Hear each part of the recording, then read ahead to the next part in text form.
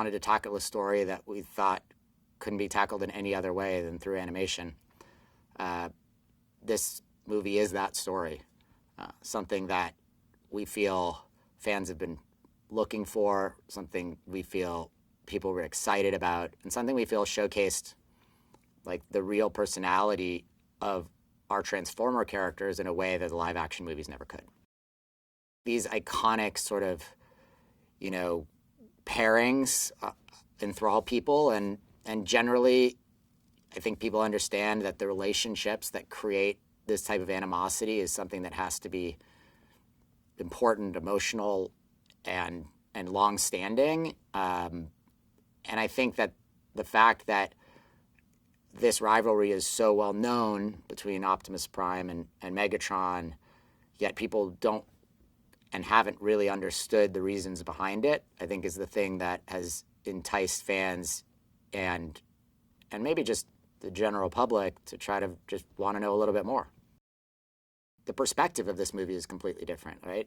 Almost every live-action Transformers movie is from the perspective of a human, and there are reasons for that. But this movie was going to be from the perspective of the characters that people care about the most, Optimus, Megatron, Bumblebee, and Alita.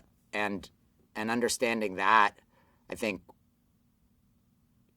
as a core element, was the most important thing for us. In the way that it was approached, this was a character-driven story. We wanted to figure out how we were going to get these characters from their sort of younger selves and starting to glimpse a version of the characters that they know, like as quote-unquote full-grown in that way. And watching that evolution unfold over the course of this movie was something that I think was very different from the approach to any of the other films. We meet up with Orion Pax, D-16, B-127, and Alita 1 as they go off on this sort of haphazard adventure. What we come to realize is Orion's motivation, is pure in the sense that it's not just to bring Energon back, but it's to bring Energon back to allow him and his friends and the people he knows to sort of be able to choose their own path and be able to choose their own destiny rather than being stuck and sort of in this sort of one track version of their life. And I think that alone is something that's really amazing because it's, for the first time, we see like real human emotion, real human thought process in our Transformers. Like, they want what everybody wants, which is, to be able to figure out who they are and make their own life. And I think that's what this story is. As we go off on the rest of their journey, they come to find that things aren't always as they seem. And, by the time we get to the end, our characters have gone through, literal and figurative transformation, to sort of come to be the sort of characters of Optimus and Megatron, Bumblebee, and Alita that we know moving forward into the rest of the franchise. Josh is obviously incredible with story. He's incredible with character. He's incredible with his actors. But more than that, I think Josh has an incredible ability to get everyone on board with feeling comfortable to share, to collaborate, to feel good, feel like they're being listened to. And then he takes all that in and kind of comes out with his perspective. And not that that's an amalgamation of everything. Sometimes it's a choice between doing things or not doing things. But I think Josh, first and foremost, is an incredible collaborator, and he's great at bringing and getting the best out of people. And I think I enjoyed working with him so much on this movie, and I really, really hope I get a chance to work with him again soon. If you were going to go see a spectacle because it feels big and fun and funny and it's something that your entire family can go watch, I can't think of a better movie than this one. It has everything you would want. Great laughs, giant action, beautiful, beautiful look that I think is only enhanced by seeing it on a giant screen. You're going to laugh. Some people might even cry. you're going to walk out of it feeling completely pumped, like, you've been to a rock concert. And I think that's what people look for when they go to a movie. Movies are supposed to make you feel something, and I think this one's going to make you feel a lot. We had debates in this about are Optimus and Megatron essentially 12-year-olds? Are they 15-year-olds? Are they 19-year-olds? Are they 22-year-olds? Because it is a coming of age in a sense, and these characters I'd say resonate more to, in their early 20s, which is another coming of age when you're heading out into the workplace and trying to decide what you stand for. We were able to push the envelope in terms of camera moves, in terms of, the physics of the world and the action dynamics and the way the set pieces, what could be accomplished. We knew we had to do more than we had ever done in the live action movies, which is hard to do because in that movie we had 10,000 foot long robotic snakes collapsing skyscrapers and things like that. So it's not as easy as it sounds, even though you're in an animated world. But I felt like in a lot of the action in this movie, like I was actually on a ride, on a roller coaster. I felt like I was in it. My brain telling me, like, are you on a ride right now, or are you sitting in a theater? And so that was surprising, and it was a unique, capability of the animation. Keegan-Michael Key, we knew right away. Josh was friends with him. He'd worked with him. It was the first person he brought up to cast in the movie for B, and that was very easy. And he brought incredible energy, spirit, comedy to a character that had not talked in any of our movies because he's mute. He only speaks through clips from the radio. We had a little bit of him talking in Bumblebee movie, but for the most part he was voiceless. So you had to get that voice right. It was incredibly important to get B, who we had made the choice would be an over talker because he's never talked before. And so that was a stroke of genius, and it really played out, and it's endlessly funny. Those are the favorite lines in the movie for audiences. We found this balance where Chris, and it was really a stroke of genius on his part, found a way, because Chris has a booming voice, the deepest voice probably of any we listened to, but he found a way with his humor, with his sense of humor and tiny little adjustments in intonation where you believe, that this giant strapping guy in real life was like a 20-something who was trying to find his way. Brian had this sort of wry quality where, again, you could believe his youthfulness in the early stages of the movie, and you could buy his challenging of the optimism of Vahradian, at the same time love their relationship together. Just based on the personality of Alita, the attitude, the strength, the self-belief, Scarlett was, always our first choice for that. I want this to be the movie where, this would be their opportunity to see a Transformers movie, no matter the age, no matter the gender, no matter, whether they'd seen any before or not, because it is an origin story. So if you want to know where it all began, this might be the movie that gives them the courage to embark on the rest of the journey after, chronologically after what happens here. Laughter, as you say, humor in the movie is best, enjoyed as a communal experience. And so it should be something that brings people together in that sense. And we tried hard to tell a story that would, inspire kids especially to want to give something of themselves, make some sort of sacrifice that would benefit, the greater humanity.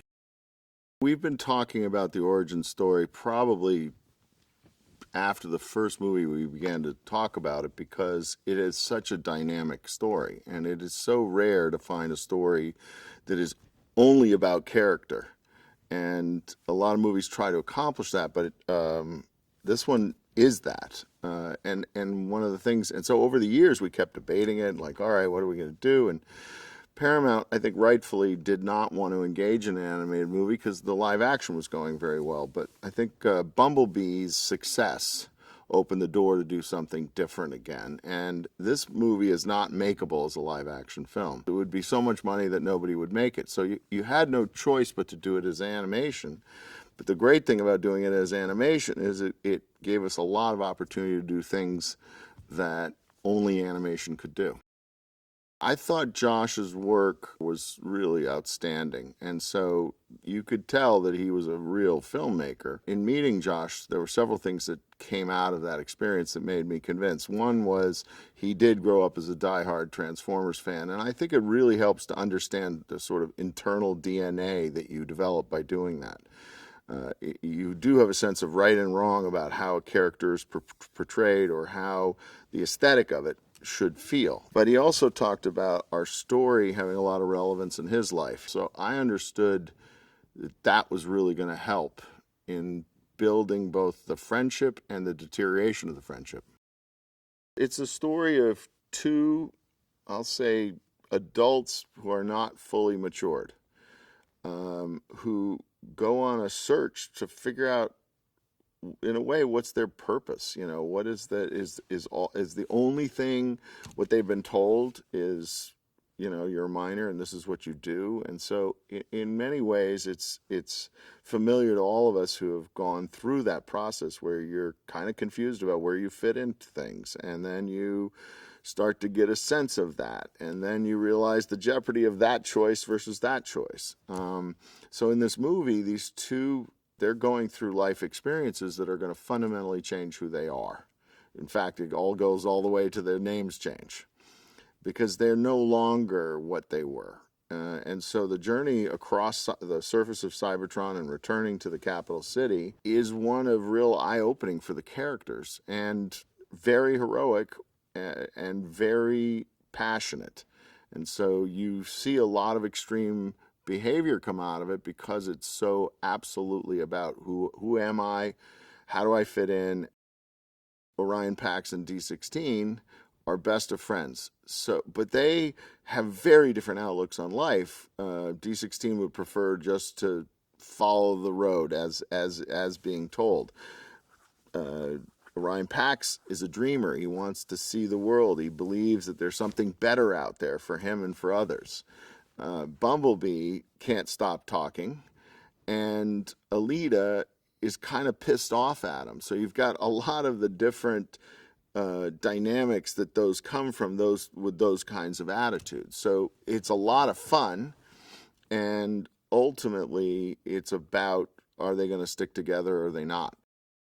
What was great about Chris was he's got a pretty deep tenor, so it's not hard to imagine that he could be, later on, he's an older Optimus Prime. You can understand where it's coming from. Scarlett she'd worked with Josh before, and we really wanted to deliver a fully rounded, dynamic female character, which there aren't that many in the Transformers universe to actually be used.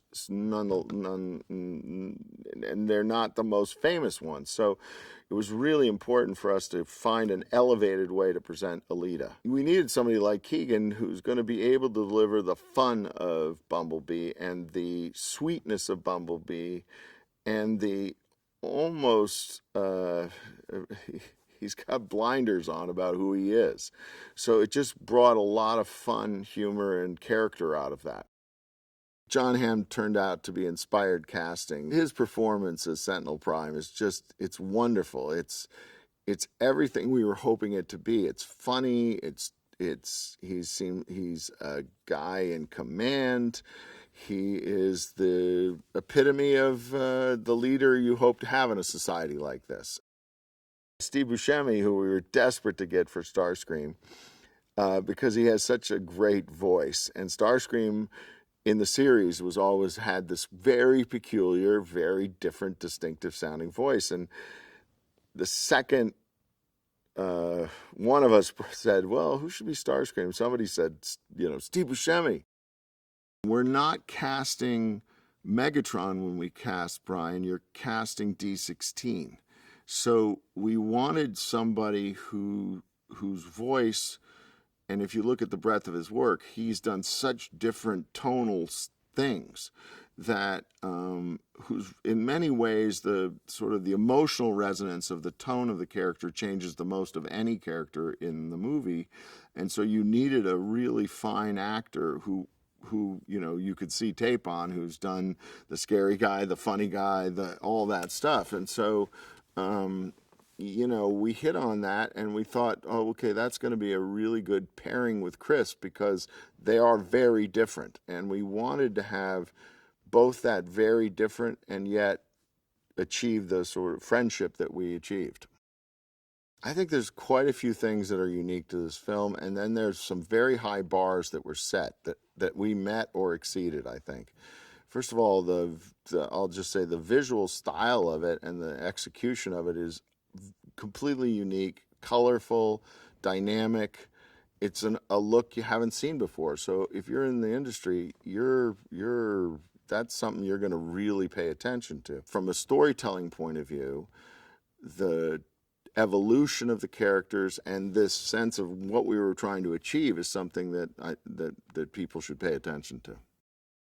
You can't get the excellence that's exemplified in this movie without the coordinating elements, and you got to give a ton of credit to Josh, because the director has his finger so firmly in each of these pies, and they're the ones that can unify it the most dynamically. As a producer, you can do some of that work, but the director, he's doing it with the actors and their performance. He's doing it with the animators, not only in their execution of the look, but also in their execution of the performances. So trying to put all that together was a real feat on Josh's part. I'm Rob Coleman. I'm the creative director of ILM Sydney, and I initially started off as the first animation supervisor on this show.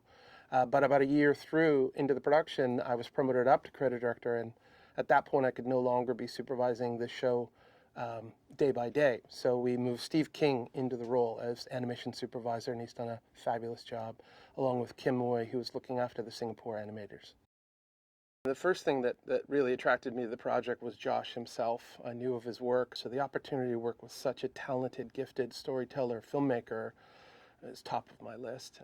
And then I've got a team of animators who grew up with the Transformers, so I knew that was going to be a very hot property, and I'd have animators lined up out my door, which happened. They all wanted to scramble and get onto the show, so that's always a good sign that we're going to have fun on a project. The creative director's main role is to ensure the ILM quality coming out of that studio, and we have 5 studios around the world, and we can have multiple projects running concurrently. So in the last year we had 7 projects, and Transformers 1 just being one of them. So that's part one of the creative director job. The other part is, along with the director of production, the creative director is the first person who sees any new work coming into the studio and assesses how we could fit that in. An animation supervisor on a show is looking after the performances of the characters. So working very closely with our director, Josh Cooley, to hear about the arc of the characters, who they are, how they're going to perform, where they are in their journey, all those things that we talk to the animators, the actors, about the work from day to day. The first step along the way is to get your head wrapped around the story. And in this case, it began in November of 2021 when I had my first conversations with Josh Cooley. And he presented the origin story that we see now. And it's about 2 brothers, 2 friends who really are, great buddies. But through events that happen in their lives, they diverge and end up on very, very different paths because of their worldviews. So the first thing you do as an animation supervisor is to get that story into your head, and then you talk with the director about the various main characters, who they are, what makes them tick on the inside. In animation, we're always talking about the text, well, that's what's written or said by the voice actors, and then the subtext. What are they thinking inside their head? How are they feeling about any particular scene they're in? Or do they believe in what the other character is saying? In my early discussions with Josh, it was really important that we lean into the subtext. That's why he wanted the faces designed the way they were, that we, the human audience, could watch them, feel their emotions, and all that becomes layered into the performance that we get out of our team of animators. I was absolutely familiar with Transformers, and I'd seen the 1980s cartoon. I'd seen some of the live-action films that ILM had worked on that were a combination of real people and the Transformers. But in discussions with Josh, what he had said is he wanted us to take inspiration from the 80s cartoon, or what he called Gen 1, Generation 1 of the Transformers, but then they were redesigned to be fully three-dimensional, and he's very particularly wanted the faces to be readable. So that was part of what Amy Christensen, who designed all the Transformers, had in mind when she was doing all that fabulous design work. The reason that the characters in this movie are so great is because Josh has tapped into the humanity of each one of them, and then in working with the voice actors, he's crafted just amazing performances, and we animators stand on the shoulders of those two things. In animation, it's easy to do the big, or it's easier to do the big action pieces or the very verbal talking pieces. It's another thing to bring humanity to the nonverbal, subtle performances, and so. I knew from my discussions with him, that's what he really wanted to make sure the ILM animators could do that, and boy, this team delivered.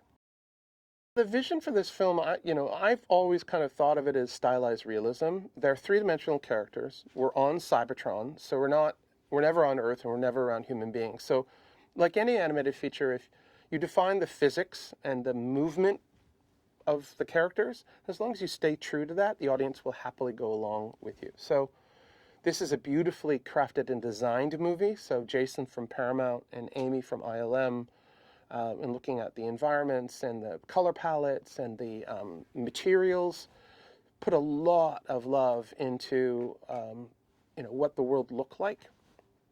And then the animation team comes along and then works on how they move and how they perform and how they act. And making these films it's a massive team effort. There are hundreds and hundreds of people that work on a movie like this.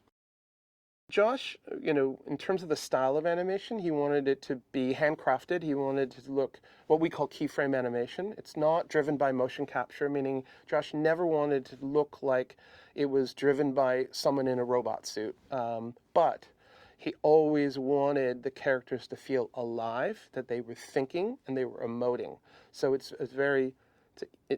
a human story, but done with robots. And we spent a great deal of time in the early development working on the eyes. They're mechanical. They're more like camera lenses. They're little shutters, and they move, and they've got little doors that open and close that give us more expression in the eyes. That was all done on purpose because our human eyes are so expressive, and we can tell just by looking at someone's face and how they're feeling, and that's what Josh wanted on this. Seeing Icon City for the first time, designed by Jason and his team, his art team, kind of blown away by the size and scope and scale, and the fact that it's growing up from the ground and it's growing down from the upper mantle. So you've got these stalactites and stalagmites, and it's as vast. It's an enormous city. So that was exciting to see. And I don't know exactly how many environments we had, but I think there was over 50 environments that we go to in this film, and each one designed beautifully, some of them on the surface and some of them in Icon City. So that gave a beautiful palette to the film. And then the design of the characters and the attention to detail that's put into the surfacing. So you can see when you're in the close-ups, you can see scratches and scuffs and paint that's been chipped away because these characters have had a history. Josh is amazing. I've been working in animation and visual effects for 35 years. Josh is a rarity. He's so collaborative. He's so appreciative. He is so excited to get into the reviews. He's just someone that you want to just lift your game for. He's someone that so clearly is wired about story and about character. So, for those of us who are helping bring the performances and bring his vision to the screen, you can't ask for a better director, filmmaker to be working with. He just has so much passion and so much energy and so much love for all the people that contributed to it that he was an absolute joy to work with. My name is Aaron Dem, and I'm one of the producers on Transformers 1. When I first got asked to join Transformers, it was really exciting for me because, one, the script was very compelling, and one of the things that I've been driving towards as an animation producer is really creating a movie that is epic in scale and has the visual complexity of a live-action film, but using the animation medium to create a movie that's really for all audiences. This movie is for someone age 8 all the way up to 88 because the story is complex, but it plays to all ages.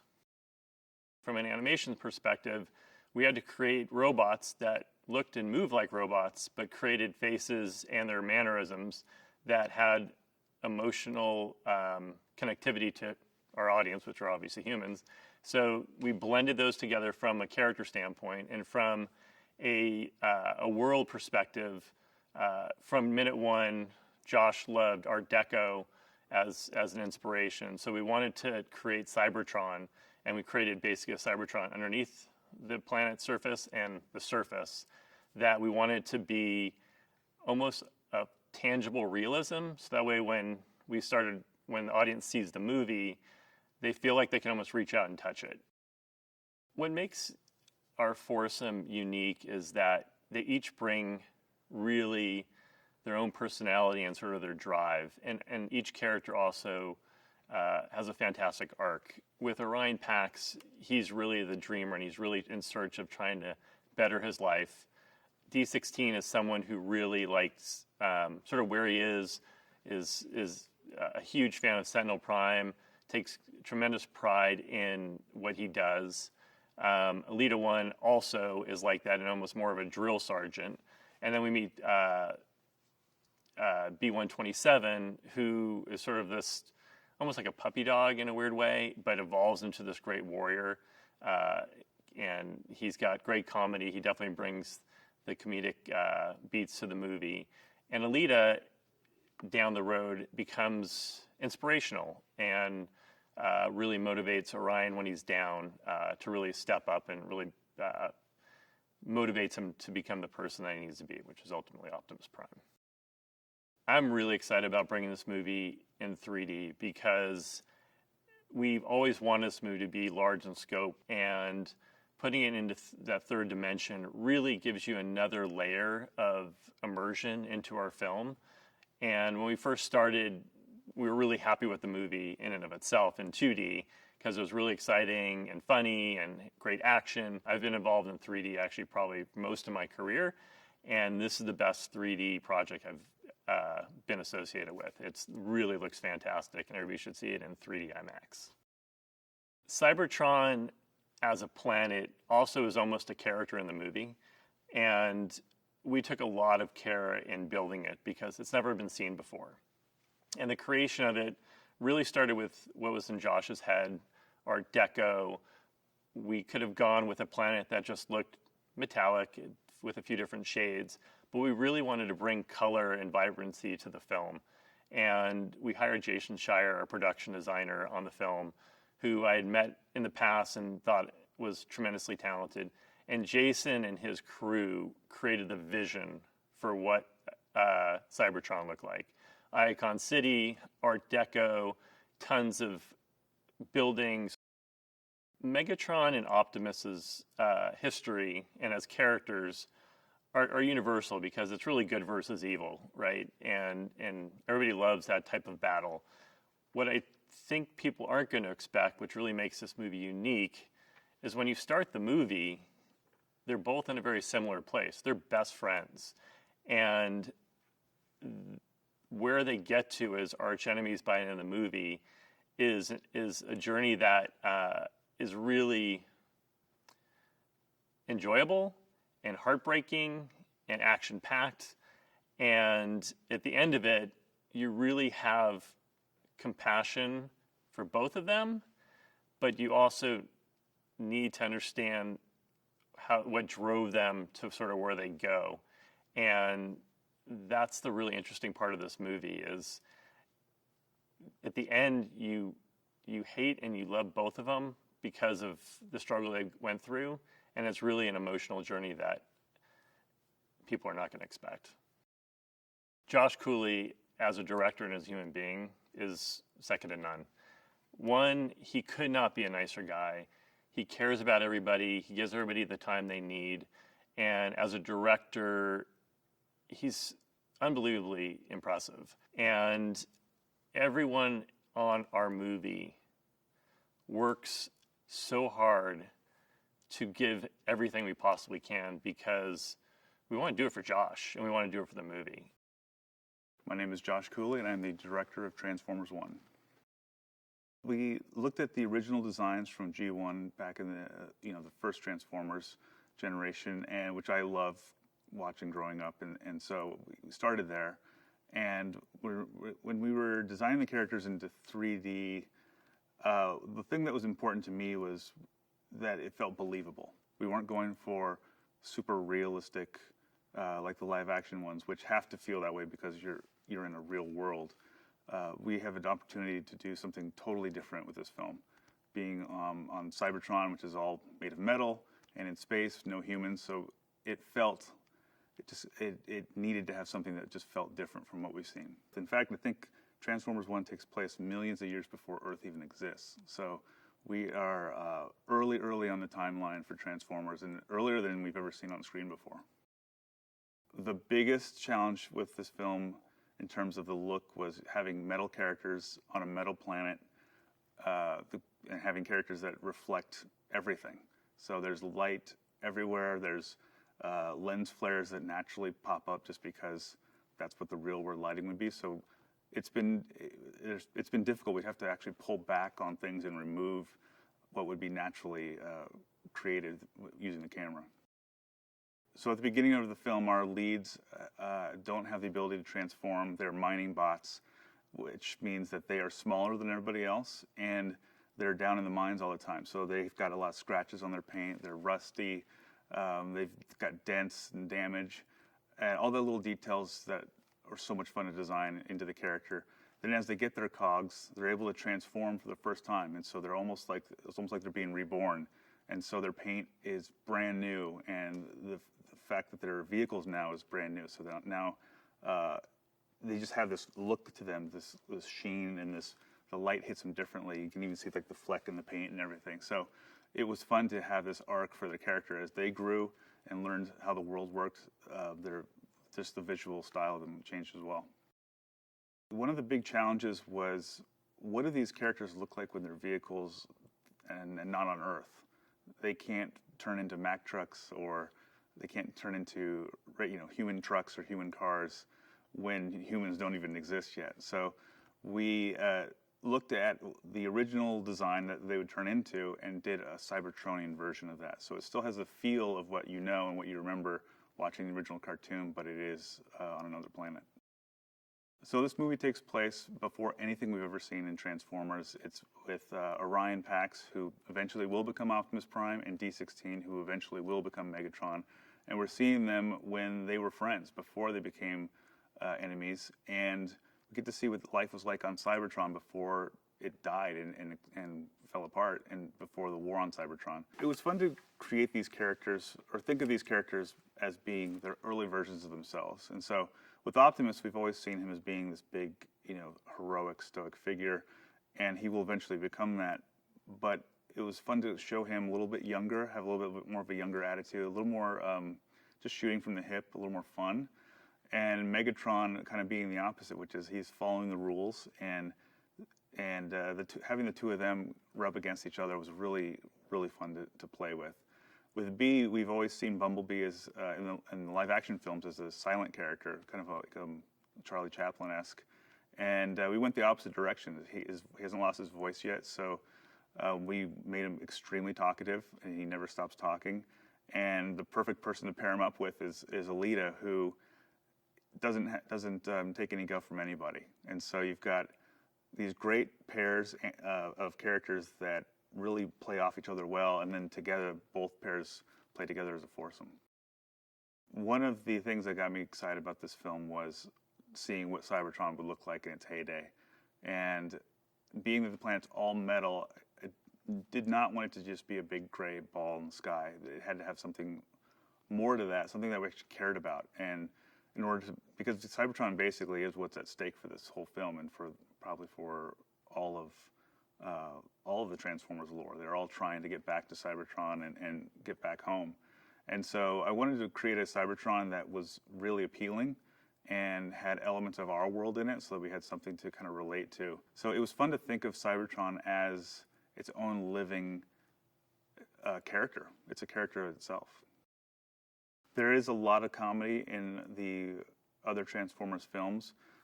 When you have a huge robot going to Earth, you kind of naturally have a fish out of water story and something to play off of the fact that a Transformer might not know what other things on Earth are. We didn't have Earth. We just had Cybertron and our characters.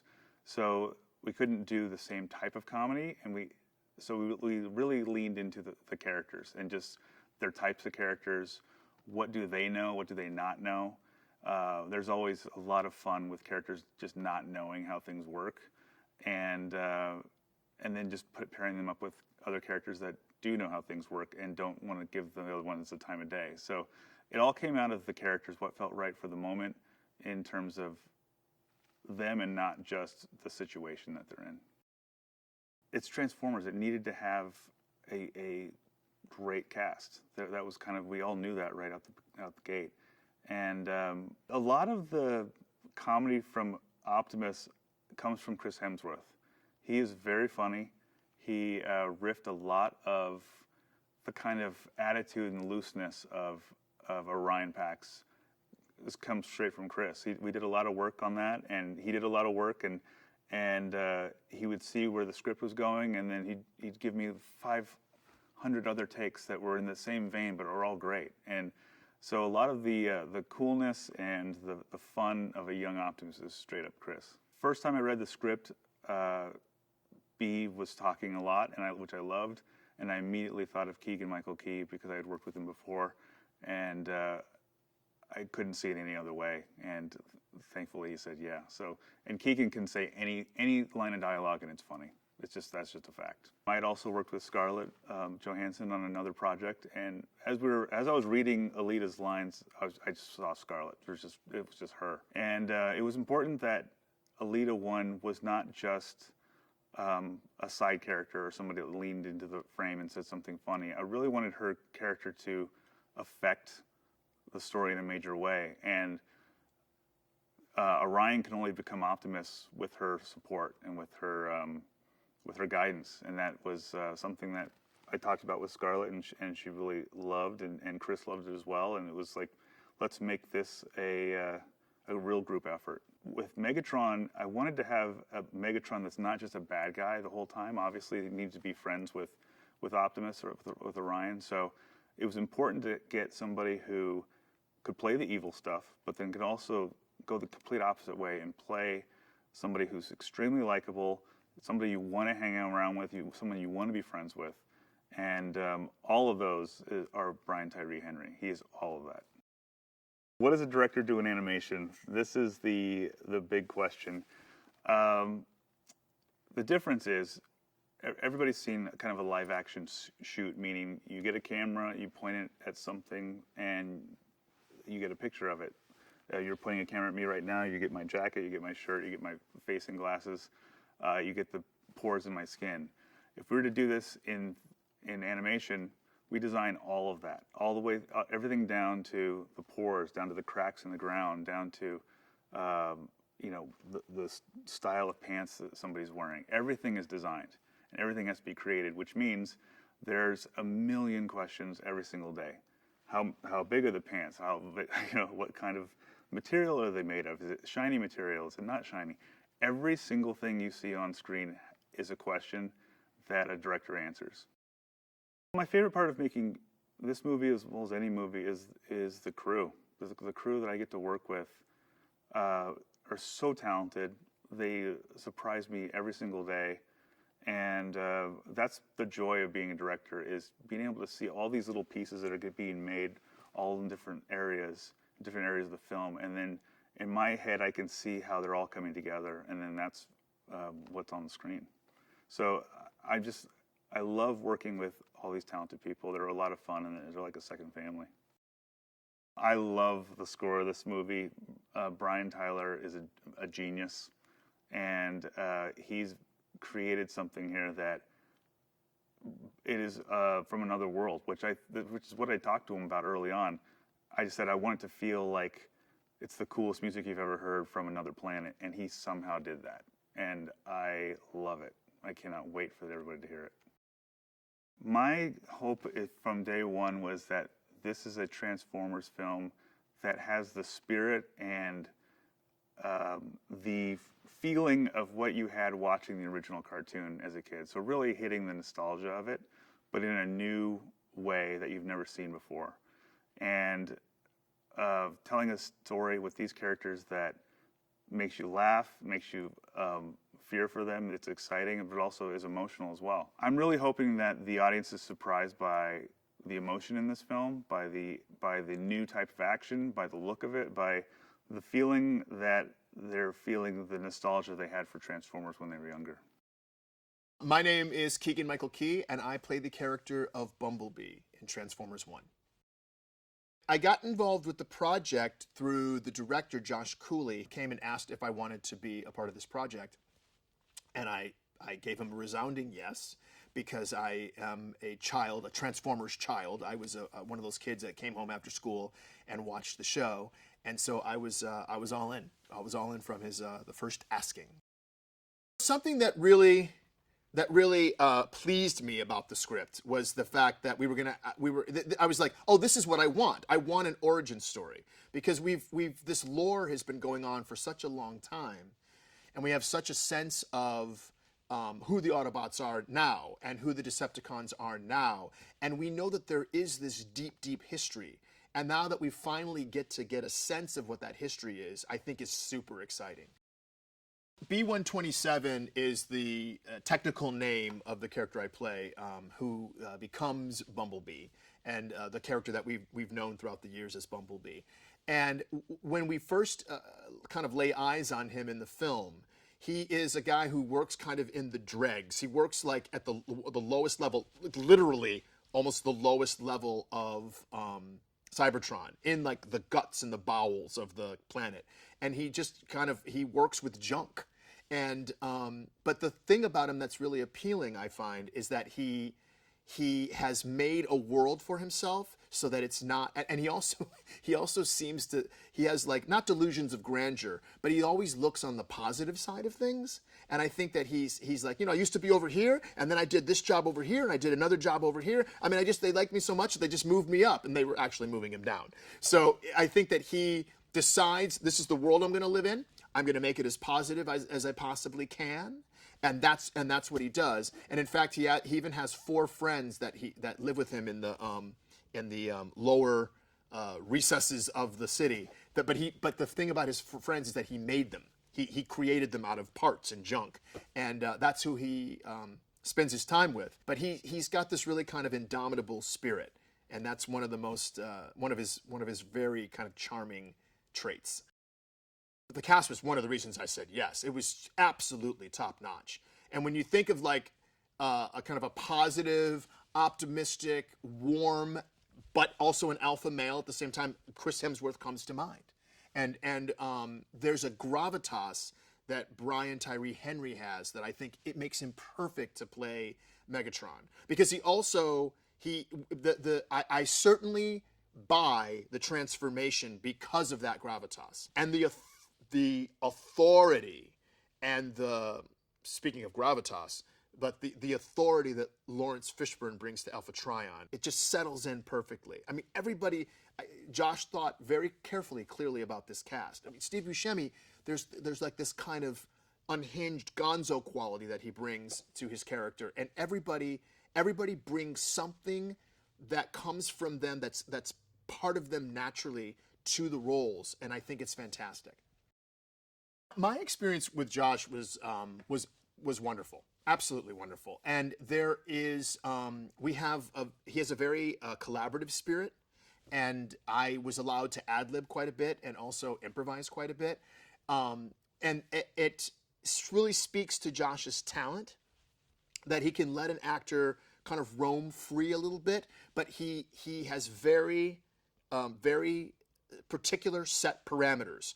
But the thing is, the parameters are far enough away from each other that you can roam and do things inside those parameters. And he's very good at describing what the parameters are so that he can really, really tell the story that he wants to tell. And I think that's a gift, and Josh possesses it.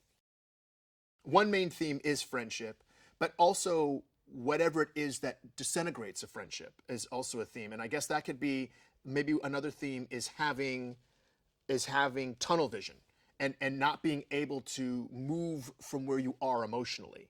And I think that's important. Emotional flexibility seems to be, or the lack thereof, seems to be a theme in this movie. Also, and this may sound a little hackneyed, but there's teamwork. Like this feels like this couldn't have happened without the team. Everybody is integral in the next step of the adventure.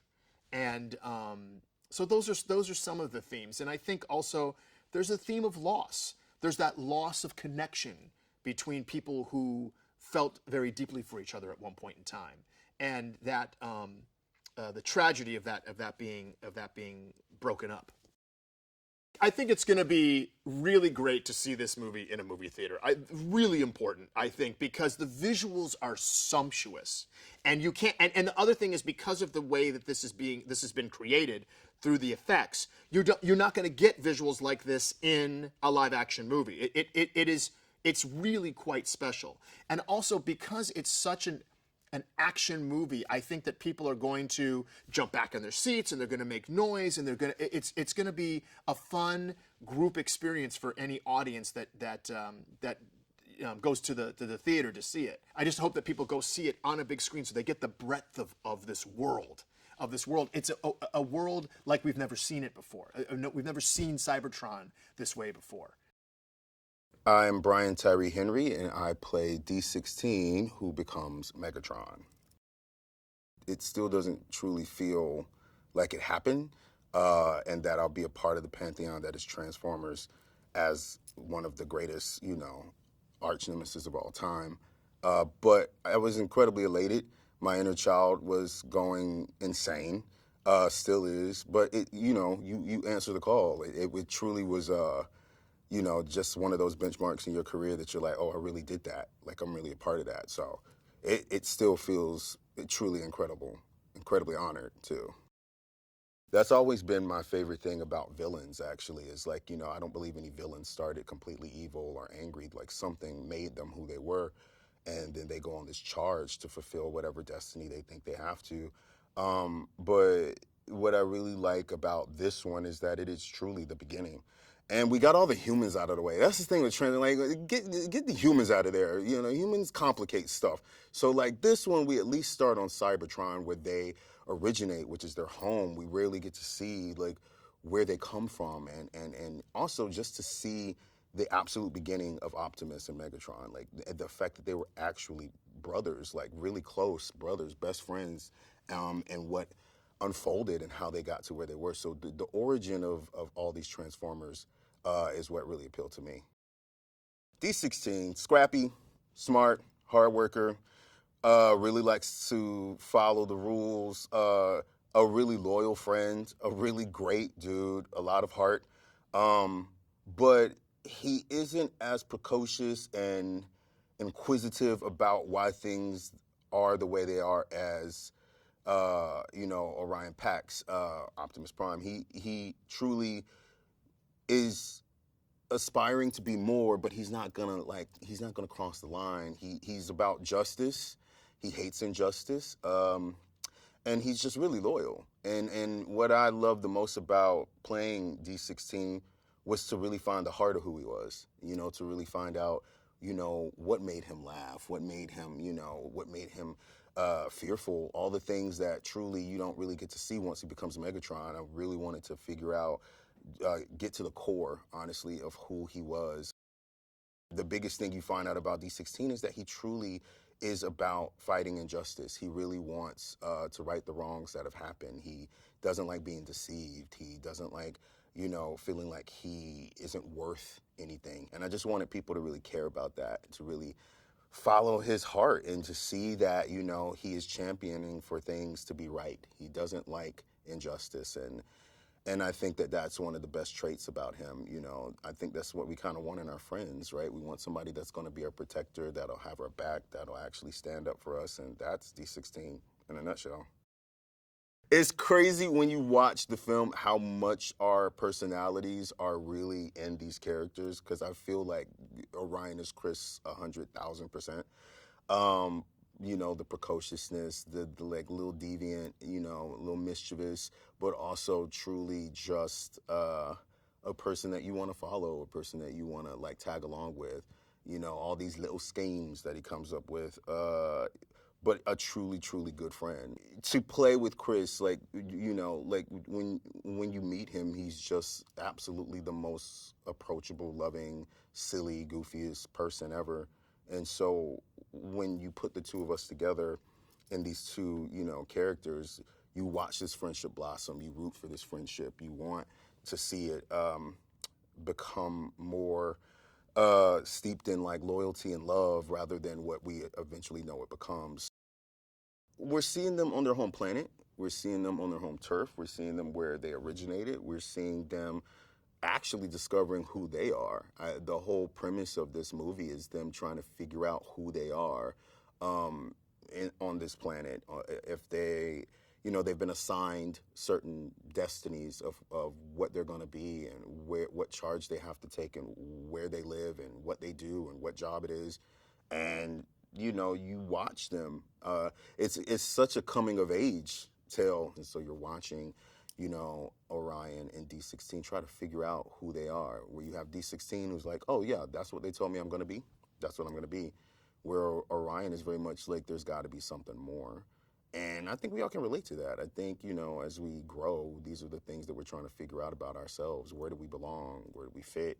Who are the people that are going to be by our side? Like, what does friendship truly mean? And so you meet all of these characters trying to figure all of that out. Josh's excitement is really contagious, and I love that when we want to go back to these stories that we've all held over time, that we grew up with. You want somebody who truly cares about it, somebody who you felt like sat right on the sofa with you Saturday morning eating a bowl of cereal, and that's who Josh is. His imagination is unlike anything that I've ever seen. You can't help but get excited. I hope that whatever notions that people walked into Transformers with, we completely changed our minds.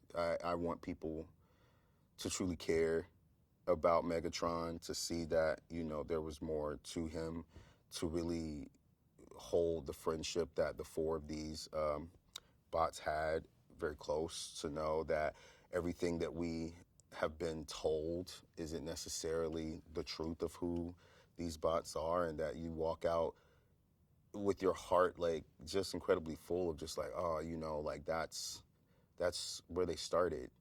That's what was possible.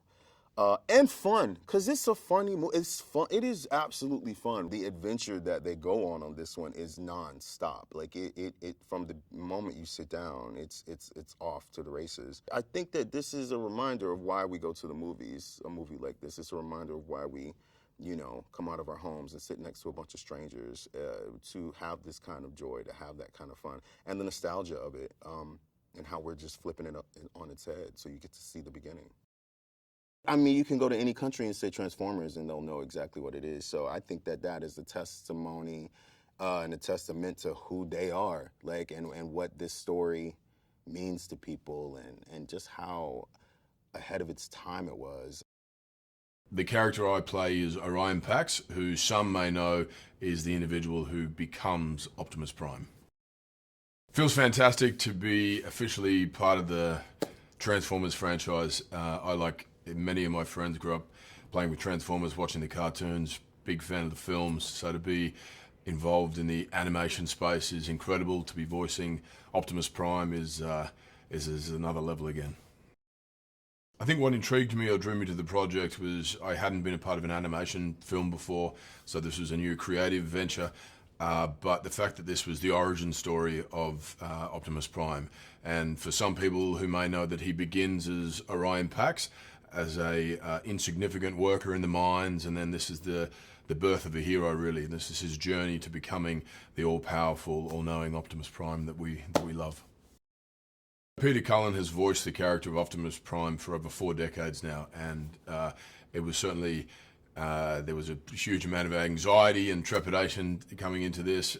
Big shoes to fill for sure, but I used everything that he had done as inspiration and influence, and I feel honoured to be alongside him now to play this character. I've done a lot of action films in the live action space, but this is the first time in the animation world, and I've got to say it actually takes a lot more physicality and effort than I first assumed. I thought I'd just be sitting in a chair reading lines, but for the action scenes in particular in our film, I was jumping around and having to throw punches and make noise and kind of, exert a fair amount of energy to give what was going to be heard on screen something very specific and something that had the same energy that the character that you were seeing, the animation character, was also giving off.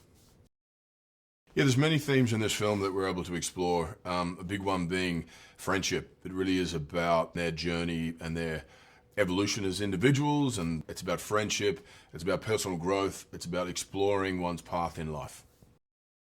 There's a great amount of comedic banter in the film, which was a lot of fun to explore. This is a film about 2 best friends.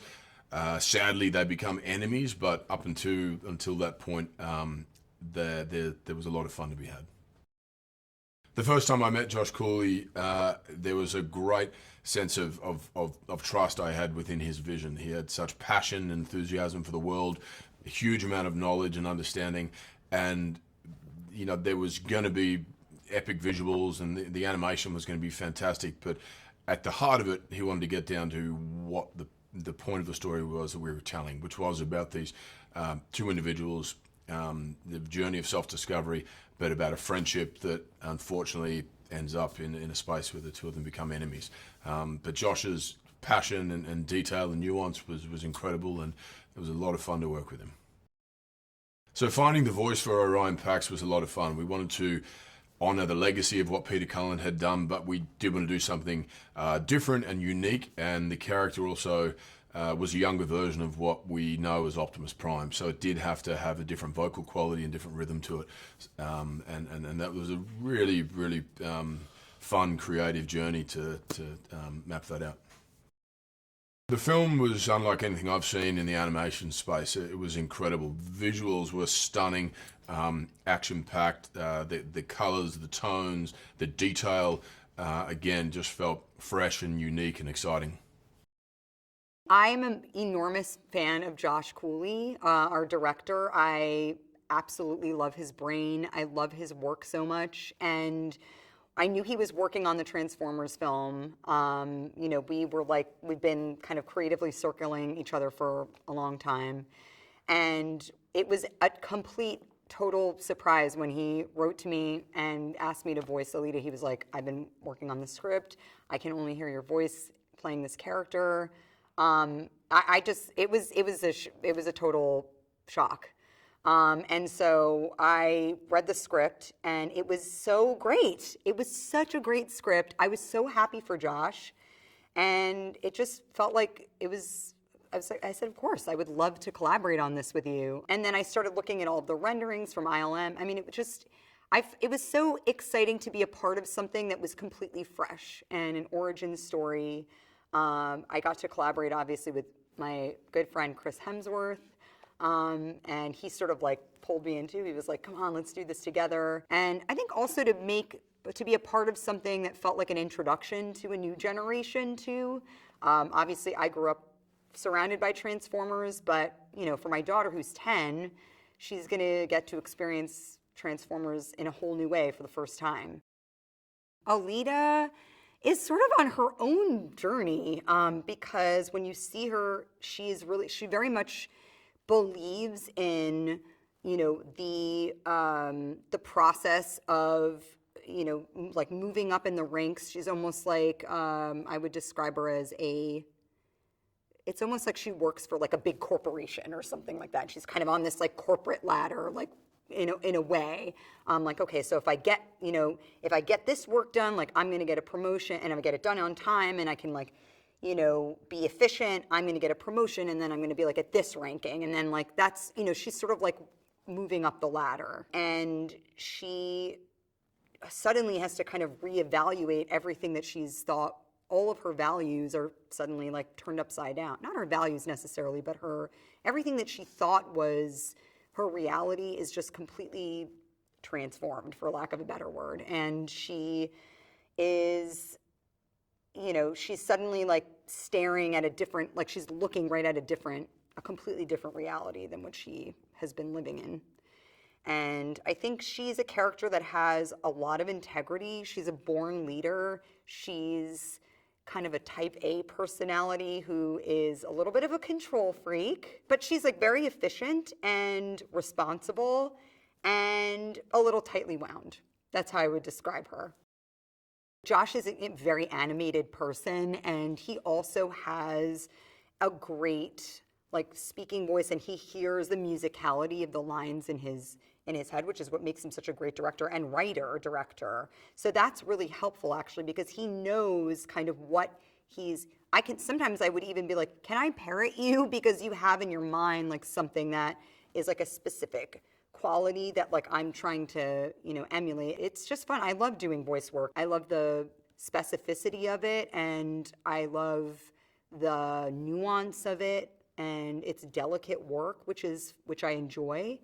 So it was awesome, really, really fun. And I love working with Josh so much that it's always a pleasure to be with him and hang out. And he loves to laugh too, so he laughs a lot during the dialogue, especially because there's a lot of fun comedy in the film, and it's his very specific kind of brand of comedy, very dry and sort of silly, and so a little bit like sarcastic humor. They really created something that feels completely unique to this Transformers, and I'm really excited to see that. And and to hear it too. The sound is giant. I mean, when you think of Transformers, you just think of like the soundscape too. So I'm excited for the whole experience. I'm gonna get my big popcorn and I'm gonna I'm inviting my friends and their kids, and I think it's gonna be awesome. I'm very excited for it. The characters I think,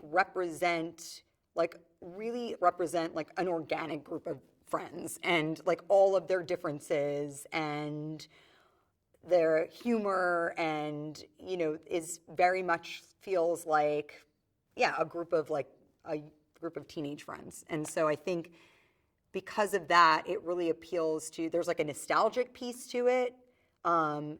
There's a lot of integrity to the story, and like the message is really important.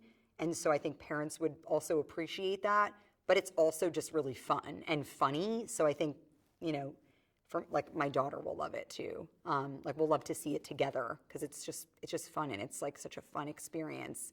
It's like you can go with, like your grandparents can take you, you could go with your date. It has a lot of different appeal to it. And I think Josh, his humor is, again, so ironic and very much like on that perfect line. Like it's for kids, but it's also for adults. Like adults will understand like the greater meaning of stuff in a different kind of way. And it also appeals to kids because it's like right at their level too. That's why I loved the script. I was like, you nailed it. you really got it. It's like such a fun read. It like ignites the kid in me, but I also love it as, you know, a mom.